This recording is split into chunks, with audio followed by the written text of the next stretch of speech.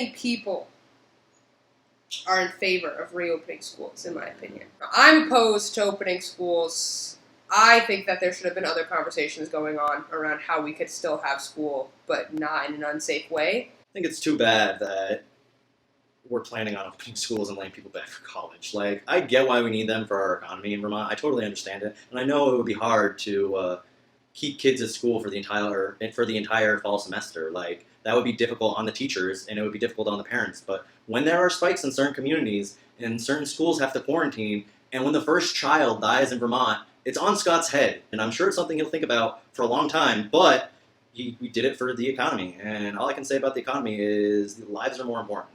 And that will always be the case. There are actual choices that can be made to support the lives of people and the economy, but we live in a world where money always comes first, and so those avenues are being completely disregarded for the sake of profit. And just the voices of teachers. I've heard a lot from listening to VPR, from my friends who are teachers on Facebook, from listening to those people. They are not too excited to be going back. I'm sure there is a bunch of anxiety going back to schools while we're in the middle of a pandemic. We look where we are now, and it's still, we're just going to go for it, right? We're going to open it up, and we're going to, do what we think is necessary to make that work. And it's like, there's no way that in-person classes and return to school is going to result in a good outcome.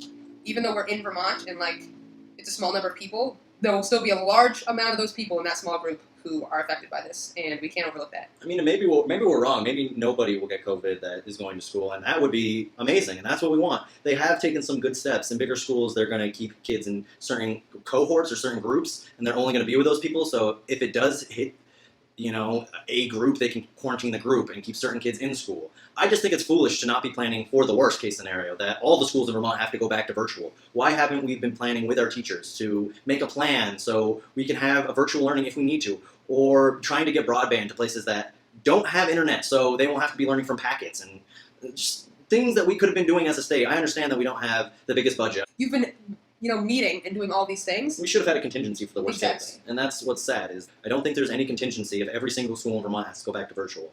And I don't think that will happen. I think certain schools might have to, especially in Burlington.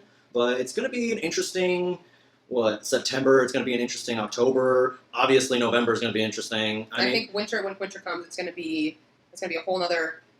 Just buckle up, people. Get ready. Get ready for a crazy few months, not just in Vermont, but all around this country, with every election coming up, with the continued protests going on, with the, eviction crisis that is coming up. It's going to come. It's going to hit. It's going to hit hard. And it's going to be a lot of people who are now not having a house, also trying to get their kids to go to school and keep them safe around COVID. We are so ill-prepared as a country for the pandemic that we are in. It is a disgrace. It is an embarrassment. I just hope we can get through it. I mean, I know we will get through it. It's just, and I think that what kind of future will we have? What happens when people literally are evicted from their houses because they couldn't pay their rent? And what happens to the people who have those kids who are in those situations? And there's been a lot of this is on the schools to fix. And that is something I want to pinpoint right now.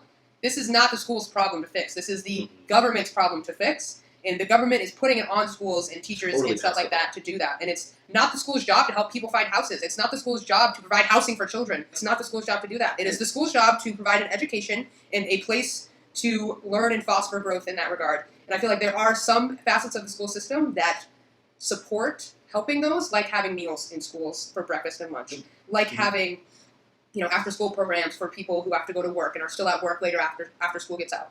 They have done the work to make those things possible, but we shouldn't be asking them to worry about housing. We shouldn't make them worry about if someone has internet. We shouldn't be making them worry about if a child is going to get their meal at dinner time. I know that it is an important conversation. It is an important thing to address, but it's not something the schools should have to be the ones to fix. There's a way to fix this. It's easy. Just make sure that Vermonters have more money so they can buy groceries. I mean, we're lucky in this state that even during the pandemic, the schools were trying to get food, lunches primarily, out to families who couldn't afford food. And my dad was driving around meals in Craftsbury. And bless everybody's heart who does that. You're great people trying to get food to your fellow Vermonters. But once again, you know how you fix, hunger. You know how you fix homelessness. Make sure Vermonters have more money. Raise the minimum wage to $15 an hour. And you know what? The fight for 15 is not enough anymore.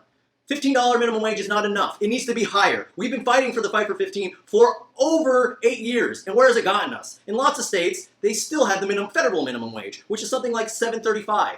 $7, even $8 an hour. I don't care where you are in the United States, that is not enough to live on.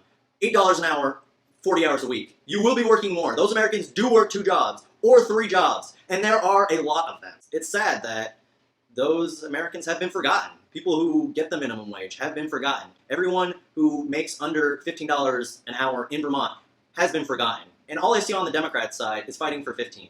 And the Republicans are fighting for the opposite. We shouldn't be fighting for $15 minimum wage. We should be fighting for a livable wage. What Bernie Sanders says, a livable wage. And $15 is not it anymore. We need to start having that conversation right now.